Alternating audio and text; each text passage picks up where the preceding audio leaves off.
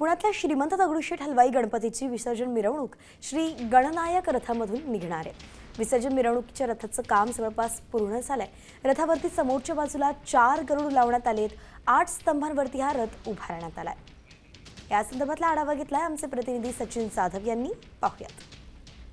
पुण्यातील गणेश विसर्जन मिरवणुका उद्या निघणार आहे। त्या पार्श्वभूमीवर अनेक ठिकाणी गणेश विसर्जनाची जय्यत तयारी सुरू आहे।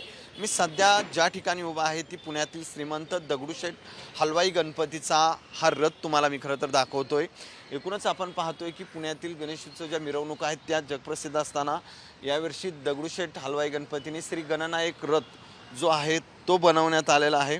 एकूणच 133 वर्ष यावर्षी श्रीमंत दगडूशेठ हलवाई गणपतीच्या झालेले आहेत आणि त्या पार्श्वभूमीवर खरं तर हा रथ जो आहे तो आत्ता मिरवणुकीसाठी सज्ज झालेला आहे।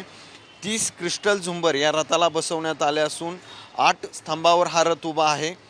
केरळमधील मंदिरांना असते त्याप्रमाणे रथाला आकर्षक रंगरंगोटी जी आहे ती करण्यात आलेली आहे। या रथाला हजारो दिवे, ज्या विद्युत रोषणाईचे दिवे जे आहेत ते लावण्यात आलेले आहे। हा रथ दुपारपर्यंत तयार होईल आणि त्यानंतर उद्या वाजत गाजत दुपारी 4 वाजता या रथामध्ये श्रीमंत दगडूशेठ हलवाई गणपती जो आहे त्याची मिरवणूक निघणार आहे। कॅमेरामन सुमित भोसलेसह सचिन जाधव, साम टीव्ही न्यूज, पुणे।